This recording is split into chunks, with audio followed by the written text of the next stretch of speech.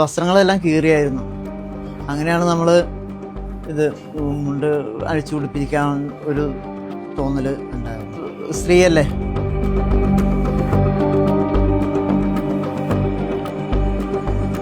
സൈക്കിളിൽ ചായ കൊടുക്കലാണ് കടകളിലെല്ലാം. അപ്പോൾ ഒരു 12 മണി സമയത്തൊക്കെ ഞാൻ അവിടെ ആ ഭാഗത്ത് എത്തും. ഓരോ സമയത്തും ഓരോ ഭാഗത്ത് നമ്മൾ എത്തും കറക്റ്റായിട്ട് എല്ലാ ദിവസവും.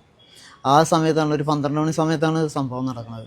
ഈ ചേച്ചിയുടെ ശരീരത്തോട് ചേർന്ന് നിൽക്കുകയാണ് ഫ്രണ്ട് വീല്. ആ ഒരു അവസ്ഥയിലാണ് ബസ് പിന്നിലേക്ക് എടുത്ത് നമ്മളവരെ ഉയർത്തിയെടുക്കുന്നതും എല്ലാവരും കൂടി ചേർന്ന് ഉയർത്തിയെടുക്കുന്നതും വണ്ടിയിൽ കയറ്റി വിടുന്നത്.